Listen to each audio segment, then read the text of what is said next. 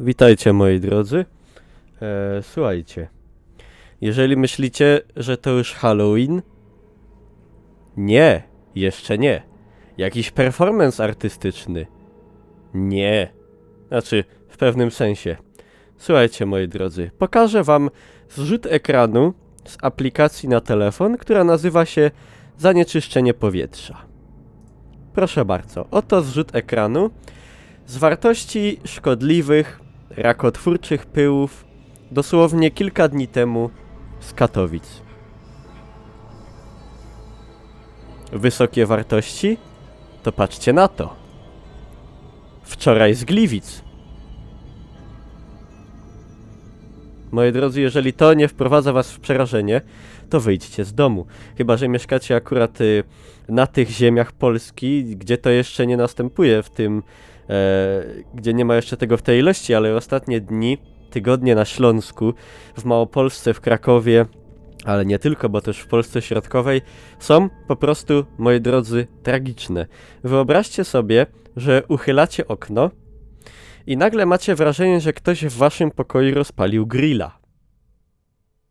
Tak to wygląda. W zasadzie tak to czuć. I niedługo, jeżeli tak dalej pójdzie, to wszyscy będziemy tak chodzić ubrani, tylko jeszcze w gazmaski, ewentualnie w kombinezonach ABC z butlami tlenowymi na plecach, bo ostatnio to jest po prostu coś strasznego. Zaczęło się to na większą skalę dziać w mieście stołecznym Warszawa, także nagle nawet telewizja mainstreamowa sobie uświadomiła, że coś jest nie tak.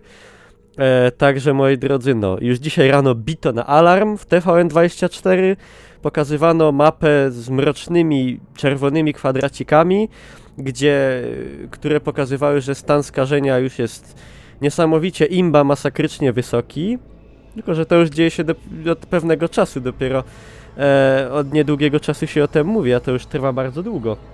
I moi drodzy, co to oznacza? Oznacza to, że wdychamy, no po prostu oddychamy gównem, mniej więcej. Znaczy, jeżeli wylądujemy na onkologii w wieku 50 paru lat i będziemy umierać na raka, to przynajmniej wiemy z czego. Jeżeli dzisiaj ja po przejściu 20 minut na zewnątrz odpluwam ciemnobrązową substancję i to nie, że tylko ja tak mam, ale generalnie tak jest. Takie tu mamy powietrze. Dzisiaj cały dzień wszystko było spowite brunatną, brązową mgłą, drapało w gardle, dusiło. Mnie i wielu moich znajomych bolała głowa, źle się czujemy.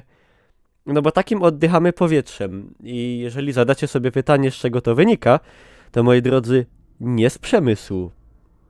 Nie z mitycznych kopalń i hut śląskich, bo ich już praktycznie nie ma. Nie wynika to nawet w dużej mierze, jako duży procent całego skażenia, z używania aut i przez nie zanieczyszczenia powietrza.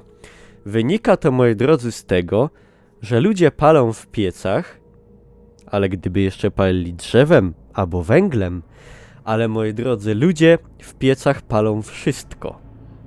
Plastikowe butelki, stare ubrania, jakąś odzież, jakieś odpady różnego pochodzenia, w każdym razie to, co w piecu znaleźć się nie powinno.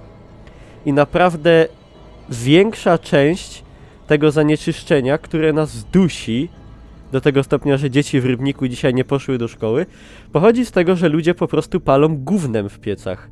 I to nie są tylko ludzie ubodzy, których nie stać na węgiel, drzewo, ekogroszek czy inne substancje do ogrzewania, tylko w dużej części są ci ludzie właśnie, których stać by było na dobry, wydajny materiał do palenia, w miarę ekologiczny, tylko że po prostu nie chce im się wyjść na śmieci, opróżnić kubeł, tylko następuje tradycyjne: Janusz, a podrzucasz do pieca?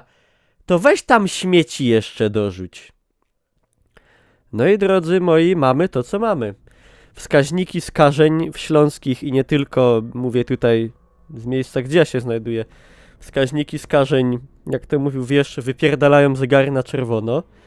No i generalnie nie jest dobrze. Skażenia na tym poziomie są już opisywane jako zanieczyszczenie powietrza, przy którym nie powinno się wychodzić na zewnątrz i ograniczyć przebywanie na zewnątrz do ścisłego minimum, bo jest to po prostu bardzo, bardzo szkodliwe dla płuc, dla serca, no dla całego generalnie organizmu. Także moi drodzy, no nie wygląda to dobrze. Nie wygląda to dobrze, źle się dzieje. I o ile ludzie nie przestaną palić w piecach wszystkiego, jakaś większa świadomość nie będzie w narodzie, to myślę, że może się ta sytuacja nie poprawić. I z tą myślą was zostawiam.